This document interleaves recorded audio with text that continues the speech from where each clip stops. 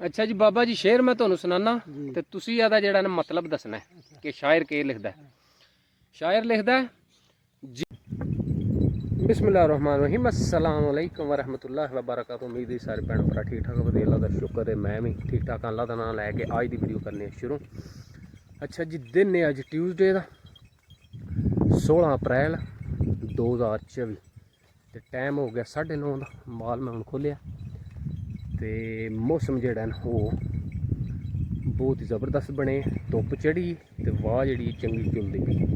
ते कल राती जेहड़ा ना वो परसों की कड़ियां हो गया ते राती जेहड़ा बहुत ज़्यादा बारिश हुई चंगी जेहड़ा ना 2-3 फांडे बारिश दे लत्थे ने ते बाहर जेहड़ा ना हुण पता तो लगदा बारिश जेहड़ी वो चंगी हुई।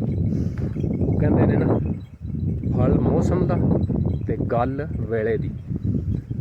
बदल होवे जेठ दा ते कख नहीं जांदा सेठ दा। यही गल है जी बदल जेहड़ा है ना बेमौसमा जेहड़ा वो नुकसान ही होंदा है जे ज़्यादा हो जाए ते हून ते जेहड़ा वो फसल जेहड़ी समझो बिल्कुल तैयार है क्योंकि विसाखी चढ़ गई अज 16 तरीक ते मेरे ख्याल च अज विसाखी दी विसाख दी अज जेहड़ा ना 4 हो गई ते कणकां जेहड़ियां ने वो तुसीं देख सकते हो जेहड़ियां ने सारियां जेहड़ा ना चिट्टियां सफेद होई ने पक्कियां माशाअल्लाह। ते बारिश जेहड़ी हो गई ने देखिया इत्थे भी हुण सही चिक्कड़ बने बारिश जेहड़ी चंगी होई राती ते ओह फसलां वास्ते तो बड़ा नुकसान है। ते उंज फिर रब दी मर्जी ते बारिश जेहड़ी ओह जे ना होंदी ते कणकां हुण समझो वाढी शुरू होनी ही। पड़ोले जेहड़ा हर पासे फिरदे पे होने हे उंज भी वाढी जेहड़ी ओह शुरू हो जानी। ते फिलहाल जेहड़ा ओह बारिश की वजह तो कम जेहड़ा वो लेट हो गया कणकां दा। ते अग्गों भी अल्लाह माफ़ी दे हुण ते लोड़ कोनी है भी को दिहाड़े भी जेहड़ा ना अल्लाह ताला वक्फा दे है फसल जेहड़ी पक्की है बंदे सांभ लैन ते फिर जेहड़ा ना बारिश जाग जेठ च हो जे तो कोनी मसला। ते हुण जेहड़ा है मौसम हली भी अग्गों खराब ही दसदे ने ते लोड़ तो हुण कोनी है भी बारिश की क्योंकि जेहड़ी है राती हो गई ने इन्हें भी काम लेट कर छड़े।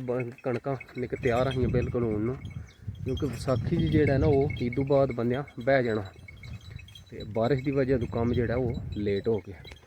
ते अज तो माशाअल्लाह धुप्प चढ़ी चंगी।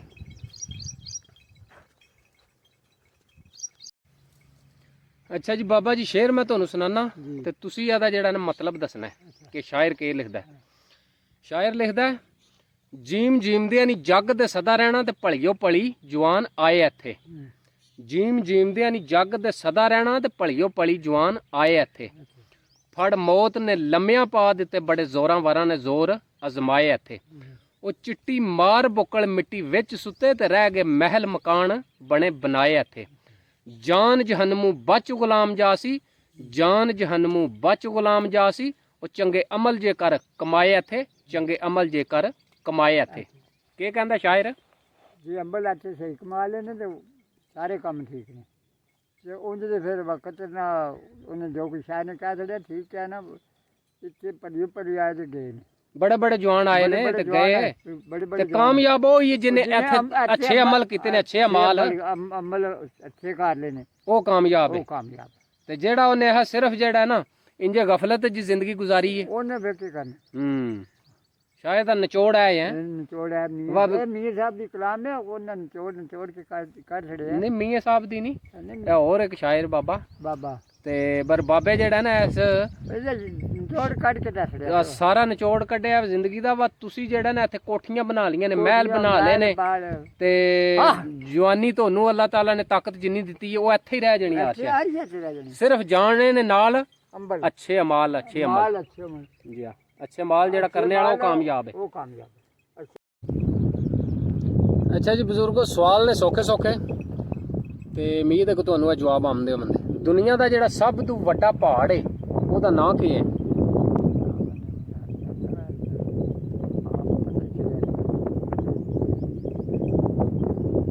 इंज पे दुनिया का सब तो वड्डा पहाड़ जेड़ा ओहदा नां है माउंट एवरेस्ट। ਐਵਰੈਸਟ। ਅੱਛਾ, ਦੁਨੀਆ ਦਾ ਸਭ ਤੋਂ ਜਿਹੜਾ ਦੂਜੇ ਨੰਬਰ ਤੇ ਵੱਡਾ ਪਹਾੜ ਹੈ ਉਹਦਾ ਨਾਂ ਕੀ ਹੈ? ਫੌਜ ਵਿੱਚ ਰਹੇ ਹੋ, ਫਿਰਦੇ ਟੁਰਦੇ ਰਹੇ ਹੋ, ਪਹਾੜ ਤਾਂ ਹੀ ਨਹੀਂ ਪਹੁੰਚੇ। ਪਹਾੜ ਤੇ ਰਹੇ ਨਹੀਂ, ਮੇਰੇ ਖਿਆਲ 'ਚ ਰਹੇ ਹੋਣੇ ਉਸ ਪਹਾੜ ਤੇ ਨਹੀਂ ਰਹੇ। ਇੱਧਰ ਪਹਾੜੀ ਇਲਾਕੇ ਵੱਲ ਗਏ ਨਹੀਂ?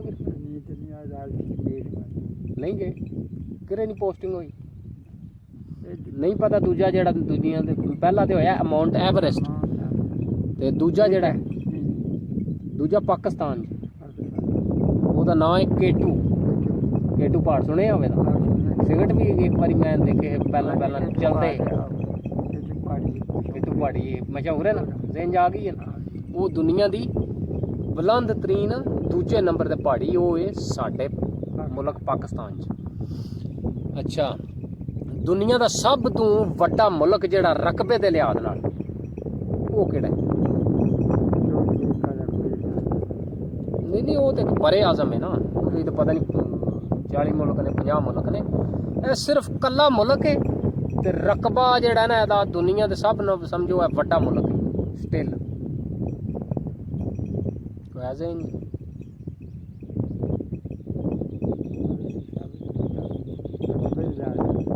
ਰਕਬੇ ਦੇ ਲਿਹਾਜ਼ ਨਾਲ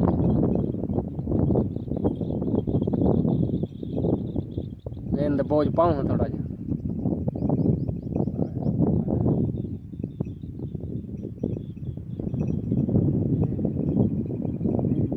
ਨਹੀਂ ਲੈ ਜਾ, ਦੱਸਾਂ ਤੁਹਾਨੂੰ, ਦੁਨੀਆ ਦਾ ਸਭ ਤੋਂ ਵੱਡਾ ਮੁਲਕ ਜਿਹੜਾ ਰਕਬੇ ਦੇ ਲਿਹਾਜ਼ ਨਾਲ ਸਟਿਲ ਹਲੀ ਤੱਕ ਐਨੇ ਉਹਦੇ ਟੁਕੜੇ ਹੋਏ ਨੇ, ਫਿਰ ਵੀ ਉਸ ਦੇ ਬਾਵਜੂਦ ਹਲੀ ਉਹ ਜਿਹੜਾ ਮੁਲਕ ਵੱਡਾ ਹੈ ਉਹ ਕਿਹੜਾ ਹੈ? ਰੂਸ, ਰਸ਼ੀਆ। ਰੂਸ